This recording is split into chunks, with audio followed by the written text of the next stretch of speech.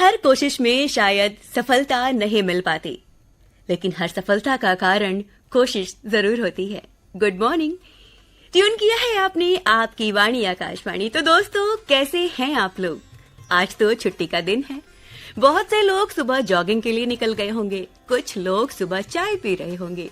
तो मैं भी आ गई हूँ आप सबका साथ देने सुबह की इस चाय की चुस्की के साथ, और आप सभी का मनपसंद प्रोग्राम लेके, जिसका नाम है गुड मॉर्निंग बनारस।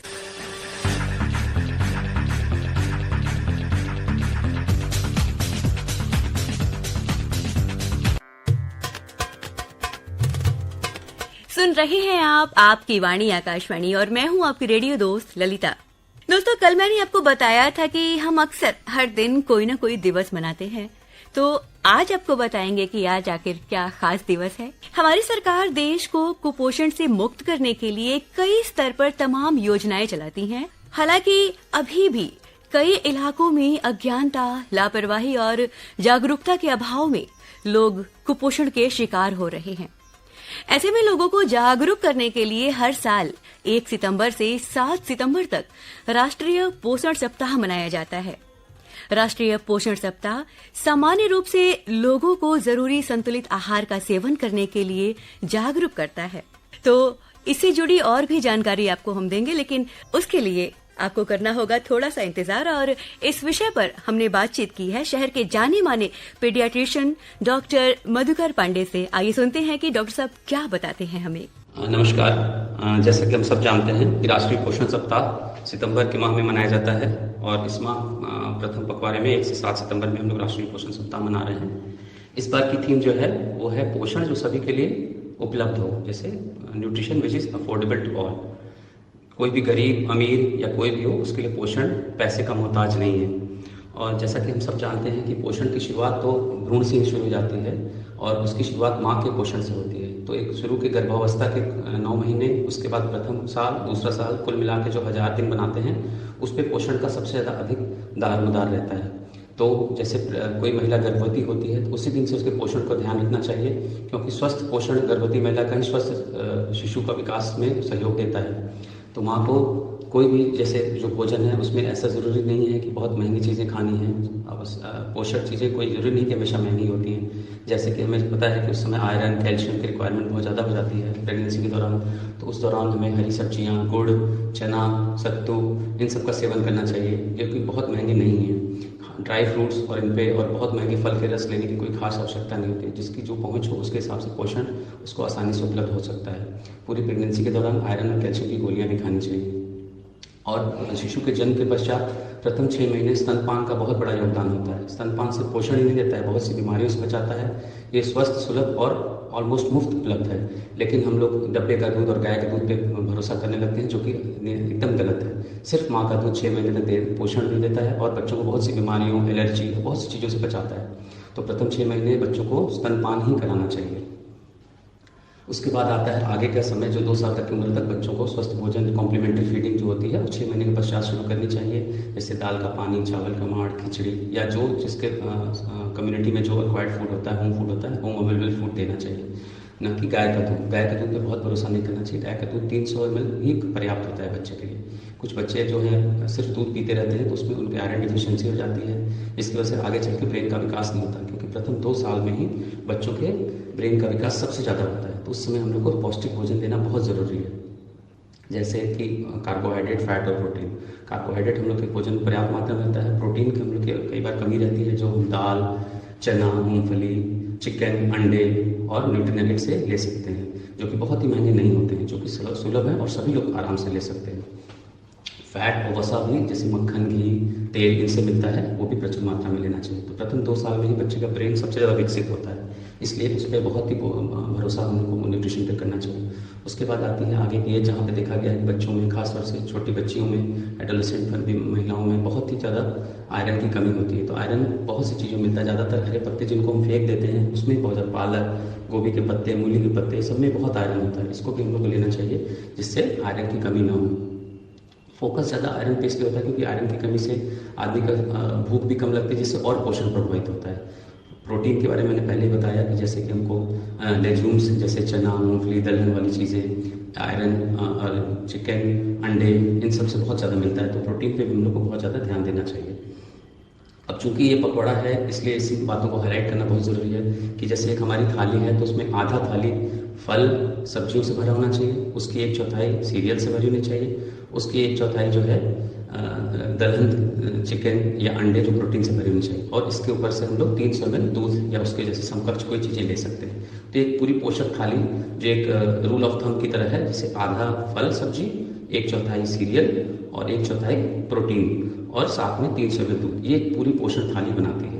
तो जब भी हम खाएं तो इस चीज़ का ध्यान रखें कि हमारे खाने में संतुलित मात्रा में वसा, संतुलित मात्रा में प्रोटीन, संतुलित मात्रा में कार्बोहाइड्रेट और दूध की संख्या होनी चाहिए। इस तरह से भोजन लेने से हम स्वस्थ भारत, सशक्त भारत और पौष्टिक भारत का निर्माण कर सकते हैं। धन्यवाद। तो दोस्तों, ये थे शहर के जाने माने पीडियाट्रिशियन डॉक्टर मधुकर पांडे। निश्चित ही इनकी बातों से आपको समझ आया होगा कि किस तरह से हम बच्चों का ख्याल रख सकते हैं, उनके स्वास्थ्य का ख्याल रख सकते हैं। बच्चे देश का भविष्य होते हैं, इसीलिए ये हमारी जिम्मेदारी है कि हम उनके स्वास्थ्य का पूरा ख्याल रखें, और हम रखते भी हैं।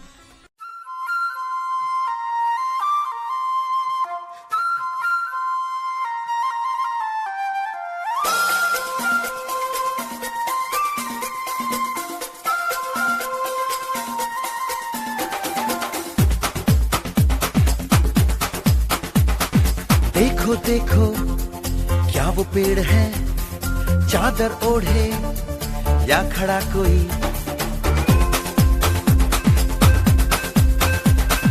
देखो देखो क्या वो पेड़ है, चादर ओढ़े या खड़ा कोई। बारिश है या आसमान ने छोड़ दिए हैं नल खुले कहीं।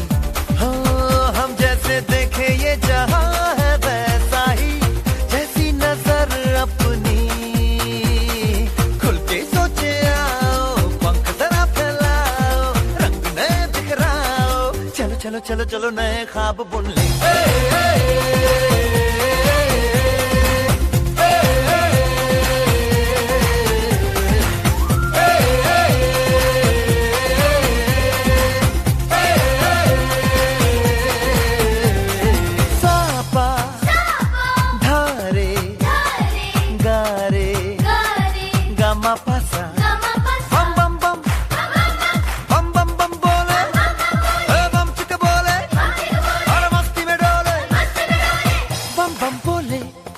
मस्ती में डोले बम बम बोले। सुन रहे हैं आप आपकी वाणी आकाशवाणी।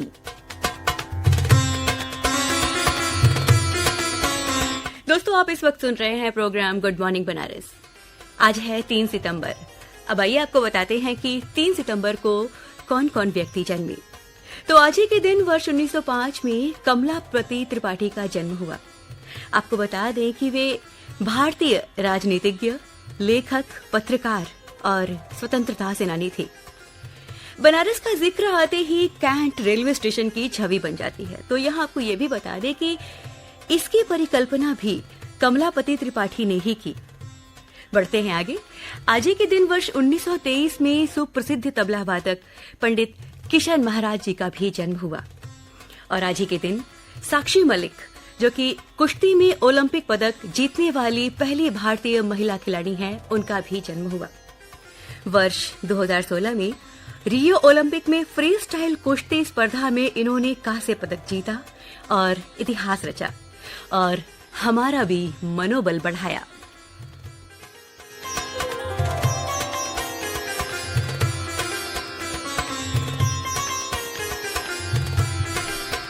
इसी के साथ चलिए अब बढ़ते हैं प्रोग्राम में आगे।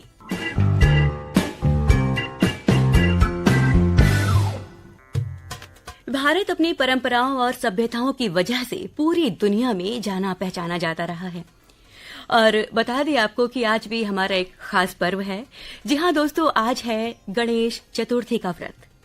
इस दिन सभी माताएं अपने बेटे की लंबी उम्र के लिए कामना करती हैं और पूरे दिन निराजल व्रत रहकर शाम को विधि विधान से भगवान गणेश की पूजा करती हैं। बढ़ते हैं इसी के साथ प्रोग्राम में आगे।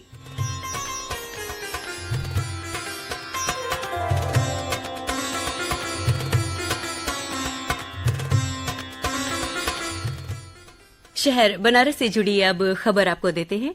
वाराणसी में अब मरीजों के लिए राहत भरी खबर।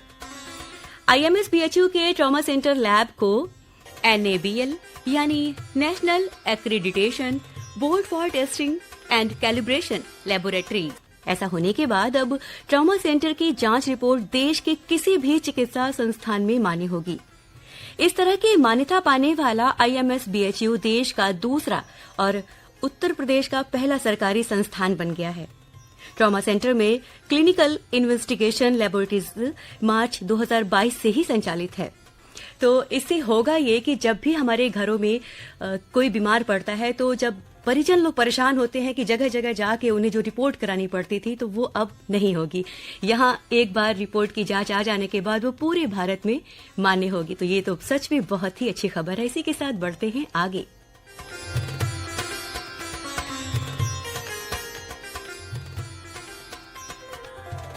एक और खुशी की खबर है कि भारत अंतरिक्ष अनुसंधान संगठन यानी इसरो कल सुबह 11:50 पर सूर्य का अध्ययन करने के लिए अपना आदित्य L1 मिशन सफलतापूर्वक लॉन्च कर दिया है। Aditya L1 mission Chandrayaan 3 mission के समान दृष्टिकोण अपनाएगा। आपको बता दें कि ये सबसे पहले पृथ्वी की कक्षा में प्रवेश करेगा और वहां से ये तेजी से आगे बढ़ेगा। ये तब तक आगे बढ़ता जाएगा जब तक कि ये अंततः पृथ्वी और सूर्य के पहले लैग्रेंज बिंदु के आसपास अपनी अंतिम प्रभामंडल कक्षा के पथ पर नहीं आ जाता। आदित्य L1 को सूर्य परिमंडल के दूरस्थ अवलोकन और पृथ्वी से लगभग 15 लाख किलोमीटर दूर L1 बिंदु पर सौर हवा का वास्तविक अवलोकन करने के लिए डिजाइन किया गया है। तो दिनों दिन भारत देश प्रगति करते हुए हमें गर्व है हमारे देश पर।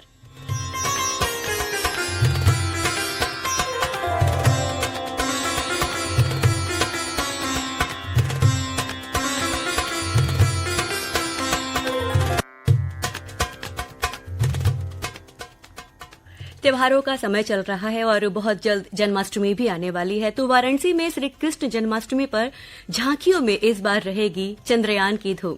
आपको बता दें कि छोटे बड़े कई आकारों में रॉकेट, विक्रम और प्रज्ञान बाजार की शोभा बन चुके हैं। चंद्रयान 3 को जन्माष्टमी की झांकी का हिस्सा बनाने का प्रयोग दुर्गाकुंड स्थित किया जा रहा है। लोग भी काफी पसंद कर रहे हैं और इन दिनों आप देखेंगे अगर तो जन्माष्टमी की धूम भी दिखाई दे रही है। जगह जगह बाजार सज चुके हैं जो कि देखने में बहुत ज्यादा ही सुंदर लग रहे हैं और इनसे हमारा शहर बनारस खिला खिला सा लग रहा है। दुनिया की बातें बातें छोड़ के गमों की बाहों को मरोड़ के खुशी खड़ी है जिस मोड़ पे we got to go that way, we got to go that way। कोई गलत या कहे सही हमें किसी की परवाह नहीं। जाने जहां भी लगे जिंदगी we got to go that way, we got to go that way। अब जो भी हो जाने दो, हम बेफिक्र चलते रहे, चलते रहे। दिल से कहो, कहते रहो, हम बेफिक्र चलते रहे, चलते रहे। हाँ, बेफिक्र तो जरूर चलिए पर अपनी सेहत का भी थोड़ा सा ख्याल रखिए क्योंकि इन दिनों मौसम बदलने की वजह से भी कई तरह की बीमारियां फैल रही हैं जैसे सर्दी, जुकाम और बुखार। ऐसे में इलेक्ट्रोलाइट की कमी से भी शरीर में कमजोरी महसूस होती है। तो ऐसे में आप क्या कर सकते हैं कि नमक, चीनी, पानी का घोला पी सकते हैं। और कभी कभी क्या होता है शॉर्टकट के लिए कि आपने थोड़ा सा शहद खाया और पानी पी लिया। तो कभी आप ऐसा करके देखिए, आपको तुरंत एनर्जी मिलेगी। और इसके साथ ही साथ यहाँ पर थोड़ी सी ट्रैफिक की बात भी कर लेते हैं। यातायात जीवन सुरक्षा की दृष्टि से नियमबद्ध प्रक्रिया है जिससे कि किसी भी शहर का यातायात सुव्यवस्थित रह सके। इसीलिए यातायात नियमों का पालन सभी को जरूर करना चाहिए क्योंकि कभी कभी एक छोटी सी गलती भी ना भारी पड़ जाती है। इसीलिए तो कहते हैं दुर्घटना से देर भली।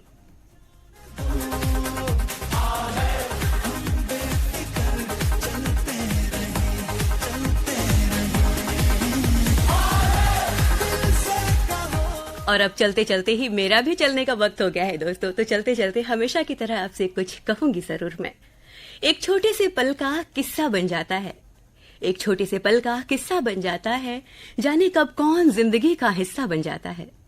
कुछ खास लोग मिलते हैं दुनिया में जिनसे कभी न बिछड़ने वाला रिश्ता बन जाता है। कुछ ऐसा ही रिश्ता है हमारा और आपका जो कभी भी बिछड़ने वाला नहीं है। तो आज के लिए बस यहीं तक, वापस मिलूंगी आपसे सुबह 8:45 पर। तब तक के लिए बाय बाय।